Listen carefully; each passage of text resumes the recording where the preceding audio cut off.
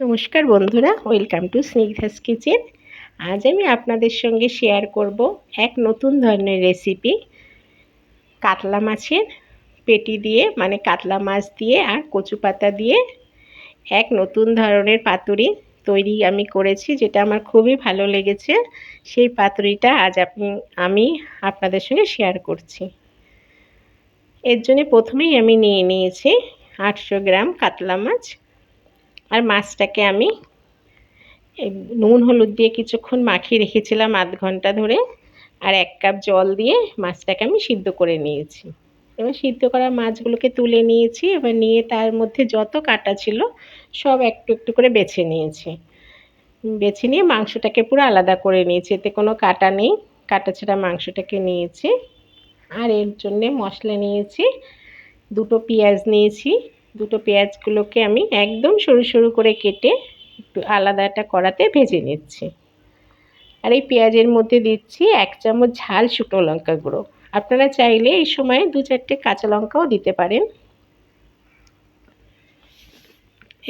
ঝাল শুকনো লঙ্কা গুঁড়ো দিয়ে পেঁয়াজটা একটু লাল লাল করে ভেজে নেব।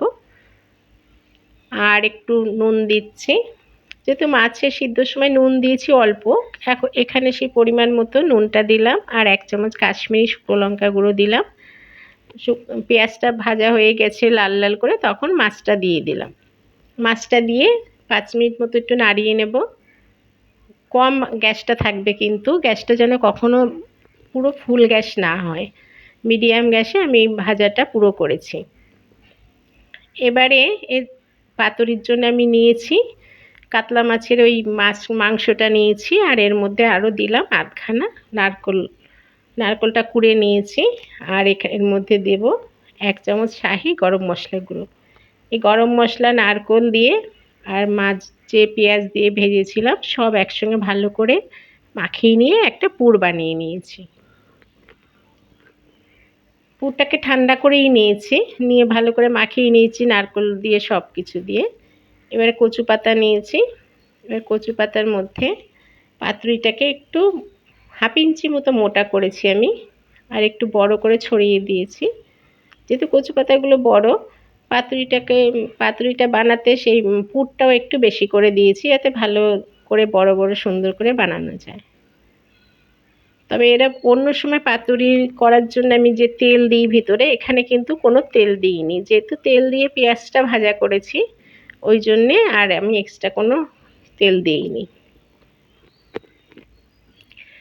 পাতুরিগুলো একটা একটা করে এইভাবে কচু পাতা দিয়ে পুর দিয়ে সুতো দিয়ে ভালো করে বেঁধে বেঁধে আমি পাতুরিগুলো সব বানিয়ে নেব। যেহেতু কচু পাতাগুলো অনেক বড় বড়, সেই জন্য আমার খুব সুবিধা হয়েছে এটাকে বাঁধতে। ভালো করে বেঁধে সুতো দিয়ে অনেকটা পুরো দিতে পেরেছি আমি, একটু বড় বড় করতেও ভালো হয়েছে। এই করে দেখুন সব পাতুরিগুলো বানিয়ে নিয়েছি। এবার একটা প্যান নিয়ে নিয়েছি।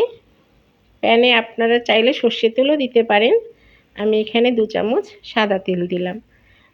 2 চামচ সাদা তেল দিয়ে ভালো করে প্যানটার সঙ্গে একটু লাগিয়ে নেব। প্যানটাকে ধরে নাড়িয়ে নিলাম, নাড়িয়ে নিয়ে একটু লাগিয়ে নিয়েছি। প্যানটা গরমও হয়ে গেছে।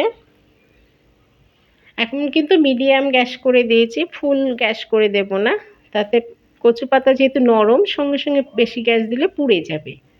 একদম মিডিয়াম গ্যাস কখনো করেছি, কখনো একদম আস্তে করে দিয়েছি, যাতে কচু পাতাটা পুড়ে না যায় সেদিকে খেয়াল রাখতে হবে। পুড়ে গেলে একটা পাতার একটা গন্ধ আলাদা হবে, পোড়া মতো, সেই জন্যে খেয়াল রাখতে হবে আঁচটা যাতে বেশি না থাকে।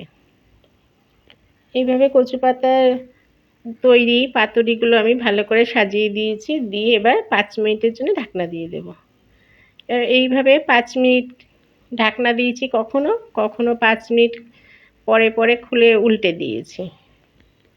এইভাবে পাতুরিগুলোকে আমি পুরো বানিয়ে নিয়েছি। তো বন্ধুরা, আমার তৈরি এখন এই কাতলা মাছের মাছ দিয়ে আর কচু পাতা দিয়ে এই যে পাতুরিটা বানালাম, সেটা এখন পুরো রেডি। তো বন্ধুরা, আমার তো এই রেসিপিটি আপনাদের কেমন লাগলো তা আপনারা আমাকে লাইক, শেয়ার ও কমেন্ট করে জানাবেন। আর আমার রেসিপিটি যদি ভালো লেগে থাকে দেখে আপনারা অবশ্যই একবার বানিয়ে দেখতে পারেন। এটা যেমন সুন্দর আর গরম ভাতের সঙ্গে খুব ভালো লাগবে খেতে। তো বন্ধুরা, আজ চলি, আপনাদের সঙ্গে আবার দেখা হবে।